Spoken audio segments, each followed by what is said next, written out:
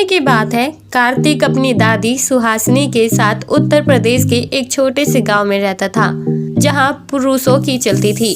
उस गांव में जो भी महिला ब्याह कराती थी, उसे अपने पति की दासी बनकर रहना पड़ता था और महिलाएं बिना घूंघट के बाहर भी नहीं जाती थी। इसी तरह अब कार्तिक भी काफी बड़ा हो चुका था और गांव में उसकी दूध की दुकान भी थी।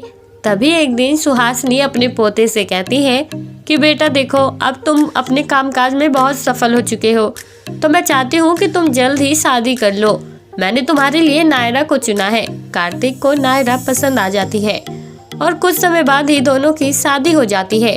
नायरा नए जमाने की लड़की थी, जो कि परंपराओं पर तो विश्वास रखती थी, लेकिन वो बिना गलती के पुरुषों के अत्याचारों को बिल्कुल सहन नहीं करती थी। उसका मानना था कि घर में पति पत्नी की बराबरी ही घर को सही तरीके से चला सकती है। इसलिए घर का कामकाज निपटाने के बाद नायरा दूध की दुकान चलाने में अपने पति की मदद करती थी। पर कार्तिक को पसंद नहीं था कि उसकी पत्नी उसके साथ उसके काम में हाथ बटा रही थी। इसलिए एक बार कार्तिक ने उस पर हाथ उठा दिया था, पर नायरा कहाँ बिना गलती के जुल्म सहन करने वाली थी।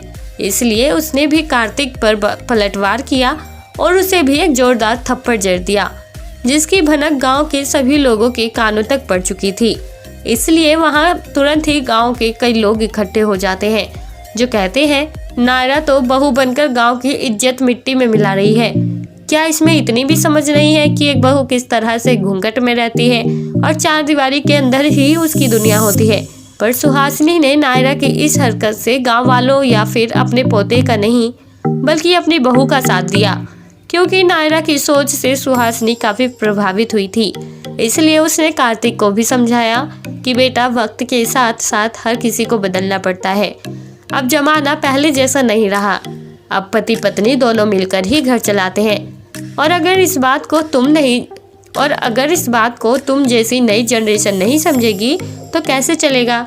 रही बात घूंघट की, तो जब तक लोगों की सोच में परिवर्तन नहीं आएगा, तब तक सिर्फ एक घूंघट के जरिए महिलाएं सुरक्षित नहीं रह सकती।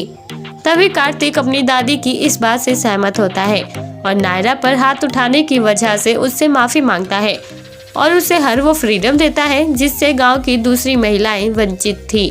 और अब नायरा को दूध की दुकान में आने की इजाजत भी मिल चुकी थी। इसी तरह अब नायरा की फ्रीडम से गांव की दूसरी महिलाओं को भी स्वतंत्रता मिलने लगी थी। अब उनके सिर से भी घूंघट की प्रथा ने मुख मोल लिया था और वो भी अपने पति के साथ घर से बाहर निकलकर अपने घर को चलाने में बराबर की भूमिका निभाने लगी थी। तो दोस्तों, कैसी लगी आपको आज की हमारी ये कहानी? आप हमें कमेंट बॉक्स में कमेंट करके ज़रूर बताएं और साथ ही ऐसी और रोमांचक कहानियाँ सुनने के लिए आप हमारे चैनल को सब्सक्राइब करना ना भूलें।